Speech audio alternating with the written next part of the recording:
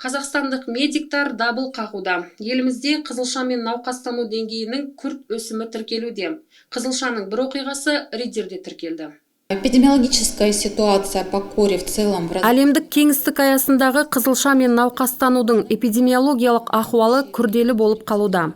Ағымдағы кезеңде 415 мыңнан астам қызылша оқиғалары тіркелген. Бұл әлемнің 160 елінде. Қызылшамен науқастануда бүкіл әлемдік кеңістік енген десек болады.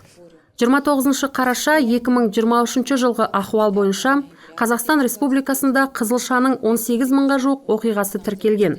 Шығыс Қазақстан облысы бойынша қызылшаның 93 оқиғасы тіркеліп отыр. Өкінішке орай, бұл процесте енді Риддер қаласы да кірді. Қалада қызылшаның бір оқиғасы тіркелді. Ол 5 жастағы ұйымдастырылмаған бала. Ол балада медициналық көрсеткіштер бойынша қызылшаға қарсы екпесі болмаған. Медициналық шегеру жасалып, бала дер кезінде екпе ала алмаған. Бала орташа ауыртпалық деңгейінде науқастанып, қазіргі таңда емделіп, сауығып ауруханадан шықты, үйінде, әйтсе де осындай жағдай тіркелді. Айтқанымыздай, қызылшаға қарсы жаппай көпшілік иммунизация жүруде. Ол Қазақстанның да, Риддер қаласының да аумағында өтіп жатыр. Бірінші кезеңі 6 айдан 11 айға дейінгі балаларға екпе салу аяқталып қалды. Енді 5 желтоқсаннан екінші кезеңі басталады. 2-ден 5 жасқа дейінгі балаларға екпе салынатын болады. Әрине, мен 0-ден 5 жасқа дейінгі балалары бар ата-аналарға жүгінемін. Өйткені балалардың осы жас аралығындағы тобы бұл аурумен науқастануға бейім келіп тұр. Статистикалық мәліметтерде де дәл осы топ науқастану деңгейі жағынан жоғары көрсеткішті көрсетеді. 80% науқастану көрсеткіші екпе алмаған балалардың арасында кездеседі. Ол екпе мәртебесі жоқтары, немесе екпеден бас тартқандар, яғни түрлі жеке жағдайлар. Жалпы екпе алмаған балалар. Сондықтан кезекті рет біз ата-аналарға айтамыз.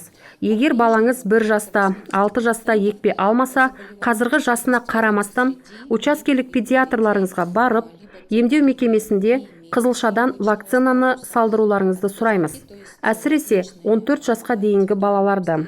Жасына байланысты екпе алатын, жаппай көпшілік иммунизацияға жататын баланы да міндетті түрде шақырған кезде апарып, екпені салдыртыңыздар. Аурудың белгілері пайда болғанда, ұйымдастырылған ұжымға баланы жібермеңіздер. Үйде болсын, учаскелік педиатрды үйге шақыртыңыздар. Мен сіздерге қызылшаның белгілерін естеріңізге салып кетейін.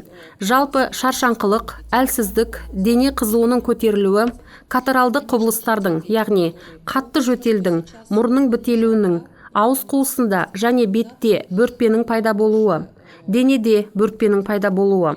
Бұл кезеңдік болып саналады. Бет, мойын, дене, аяқ пен табанда бөртпе көбейе бастайды. Осындай белгілер балаңызда пайда болса, учаскелік педиатрды міндетті түрде үйге шақырту керек. Ауруханаға және ұйымдастырылған ұжымға бармау керек. Өткір респираторлық вирустың инфекцияларының белгілері пайда болса, әрине, толық емделмегенше үйде болу керек. Балаңыздың денсаулығын тәуекелге қоймаңыз. Дер кезінде вакцинацияны алу керек және баланы қызылшадан қорғау керек.